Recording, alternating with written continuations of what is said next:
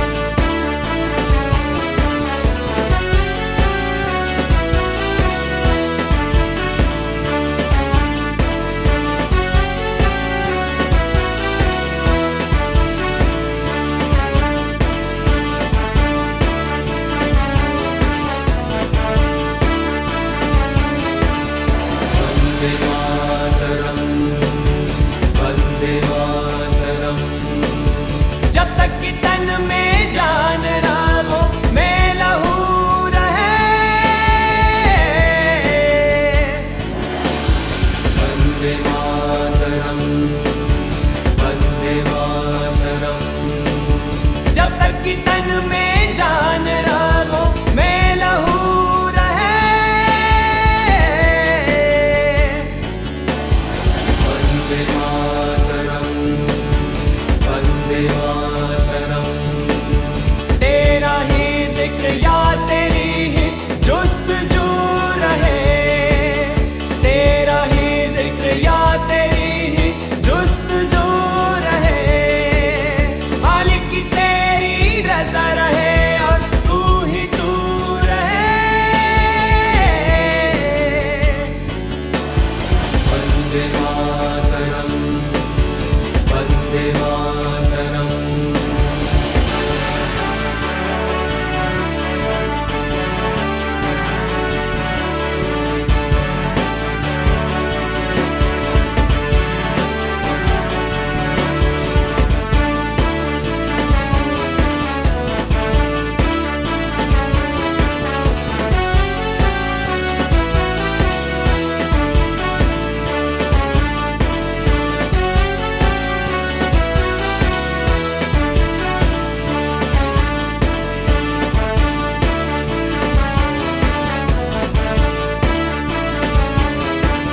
वंदे मातरम, वंदे मातरम।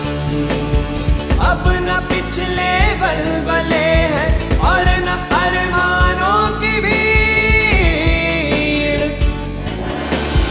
वंदे मातरम, वंदे मातरम। अब न पिछले वल्वले हैं और न अरमानों की भीड़। वंदे मातरम, वंदे मातरम। एक मिट जाने की हसरत बस दिले बिस्मिल में है, एक मिट जाने की हसरत बस दिले बिस्मिल में है। मालिक की तेरी रज़ा रहे और तू ही तू रहे। वंदे मातरम, वंदे मातरम। वंदे मातरम, वंदे मातरम। वंदे मातरम, वंदे मातरम। वंदे मातरम। शचीन्द्रनाथ सान्याल का प्रारंभिक दौर राष्ट्रवादी आंदोलन की परिस्थितियों में ही गुजरा। सन 1905 के समय में बंगाल विभाजन के बाद पूरा देश ब्रिटिश साम्राज्यवाद का विरोधी हो गया था। विरोध की लहर ने उस समय बच्चों और नवयुवकों को देशभक्ति की शिक्षा और प्रेरणा देने का महान कार्य किया था। उस विरोध की हवा ने चाफेकर बंधुओं की तरह ही सान्याल बंधु भी ब्रिटिश हुकूमत के खिलाफ राष्ट्रवादी धारा के साथ दृढ़ता के साथ खड़े थे। 1908 में पिता के निधन के बाद भी मात्र 15 साल की उम्र में ही काशी में अनुशीलन समिति की स्थापना की गई थी।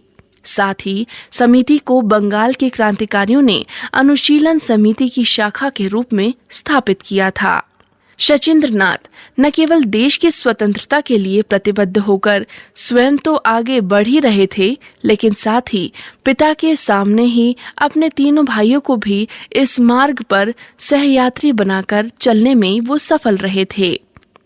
काले पानी की सजा के दौरान भी अपने क्रांतिकारी जीवन और समकालीन क्रांतिकारियों के जीवन साथ ही गतिविधियों पर भी अपने संस्मरण को भी कलमबद्ध किया जा रहा था।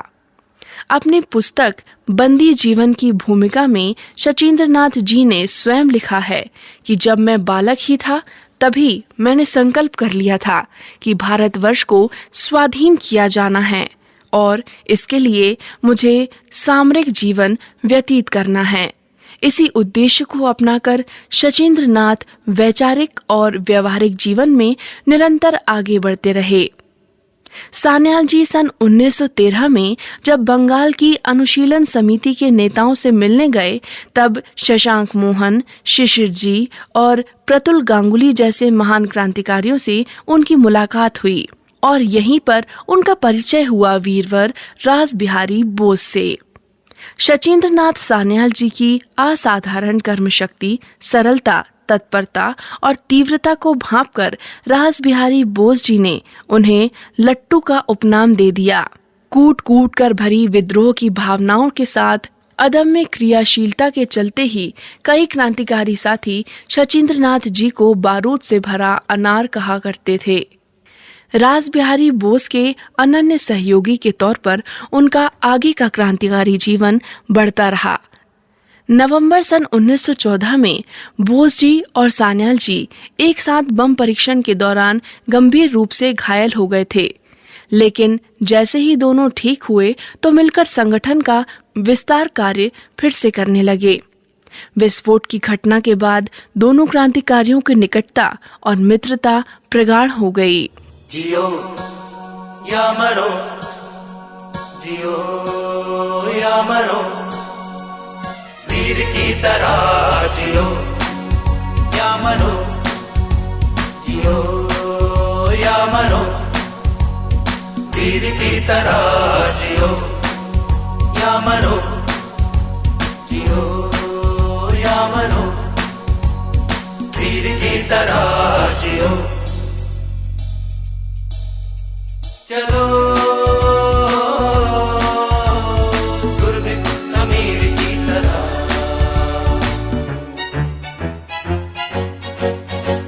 जियो या मरो, जियो या मरो, वीर की तरह जियो या मरो।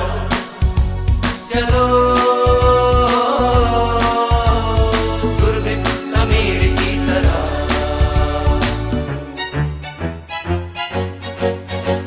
जियो या मरो, जियो या मरो, वीर की तरह जियो।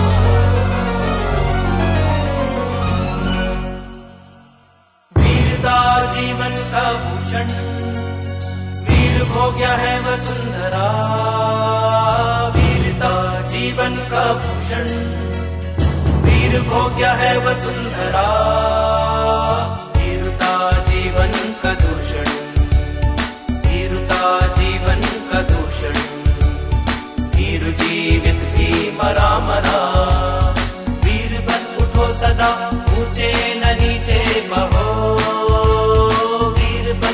सदा ऊंचे न नीचे बहो, वीर की तरह। जियो या मरो, जियो या मरो, वीर की तरह जियो या मरो, जियो या मरो, वीर की तरह जियो।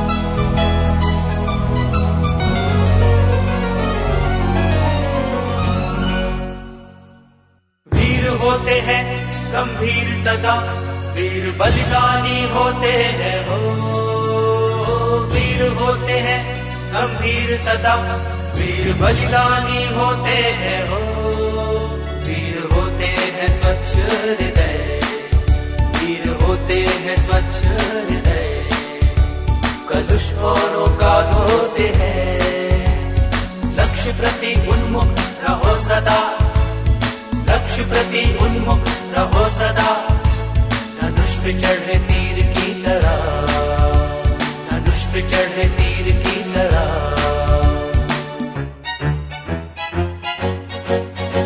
जियो या मरो, जियो या मरो, वीर की तरह। जियो या मरो, जियो या मरो, वीर की तरह जियो। ब्रिटिश शासन के विरुद्ध देशव्यापी सैन्य बगावत करने के उद्देश्य से बंगाल और पंजाब के क्रांतिकारी संगठनों की जिम्मेदारी जिन संगठनों ने संभाल रखी थी, उनके प्रमुख संयोजक थे रास बिहारी बोस, और बोस जी के दाहिने हाथ थे शचीन्द्र नाथ सान्याल।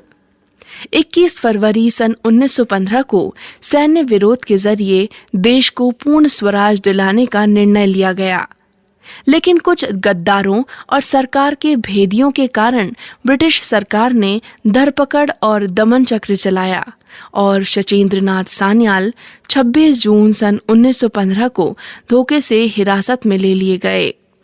फरवरी सन 1916 में कालापानी की सजा मिलने के बाद उन्हें आजन्म कारावास और सारी संपत्ति जब्त करने का आदेश हुआ।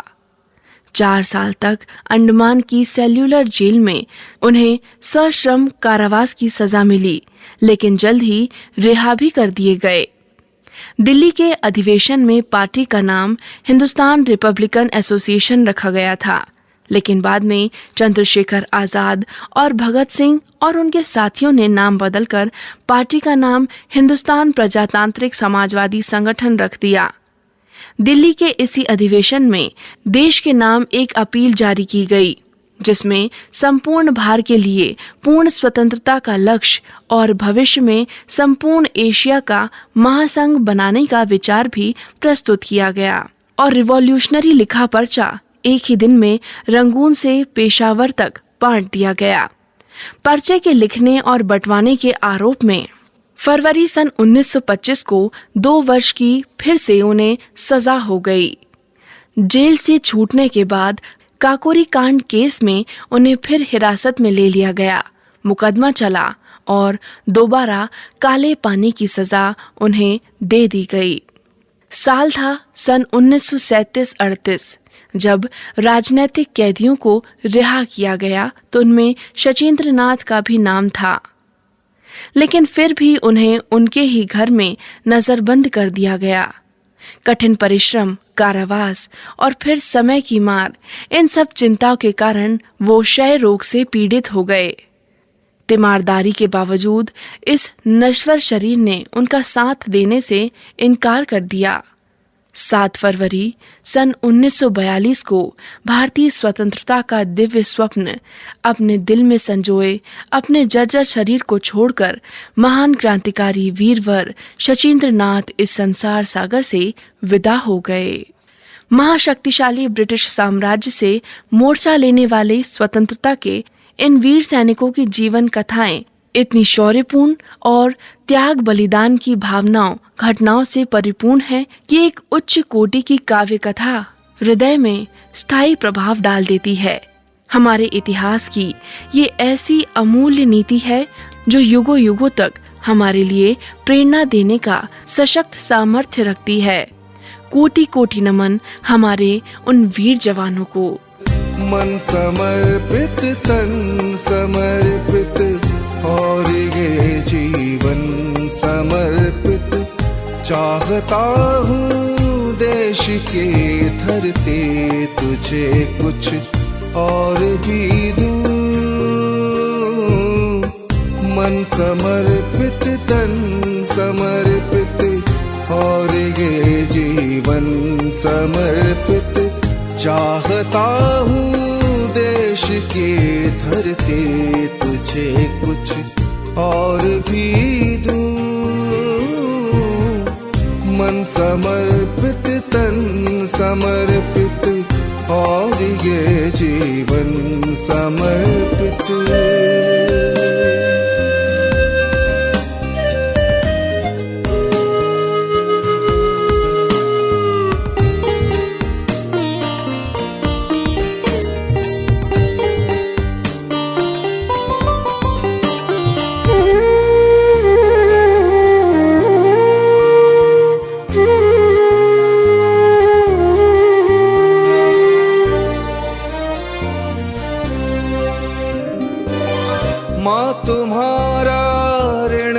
बहुत है मैं अकिंचन,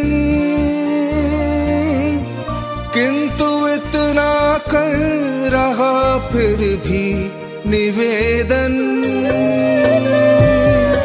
माँ तुम्हारा ऋण बहुत है मैं अकिंचन, किंतु इतना कर रहा फिर भी निवेदन। थाल में लाऊं सजा कर भाल को जब, स्वीकार कर लेना दया कर वो समर्पण। गात अर्पित प्राण अर्पित, रक्त का कण कण समर्पित। गात अर्पित प्राण अर्पित, रक्त का कण कण समर्पित। मन समर्पित तन समर्पित, और ये जीवन समर्पित। चाहता हूँ देश की धरती तुझे कुछ और भी दूं। मन समर्पित तन समर्पित, और ये जीवन समर्पित। चाहता हूँ देश की धरती तुझे कुछ और भी दूं। मन समर्पित तन समर्पित, और ये जीवन समर्पित।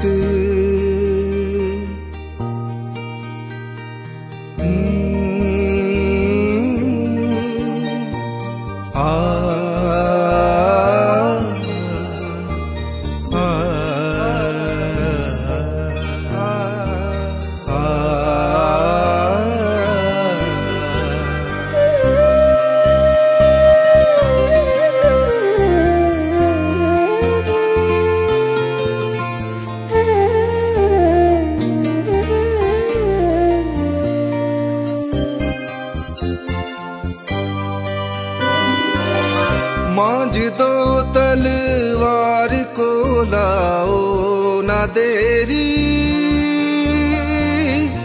बांध दो कस कर कमर पर ढाल मेरी। मांझ दो तलवार को लाओ ना देरी, बांध दो कस कर कमर पर ढाल मेरी।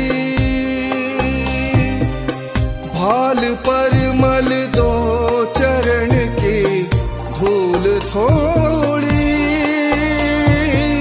शीश पर आशीष की छाया घनेरी। स्वप्न अर्पित प्रश्न अर्पित, आयु का क्षण क्षण समर्पित। स्वप्न अर्पित प्रश्न अर्पित, आयु का क्षण क्षण समर्पित। मन समर्पित तन समर्पित, और ये जीवन समर्पित। अभी आप सुन रहे थे कार्यक्रम वतन का राग, प्रस्तुति स्वराज संस्थान संचालनालय की। ये वतन का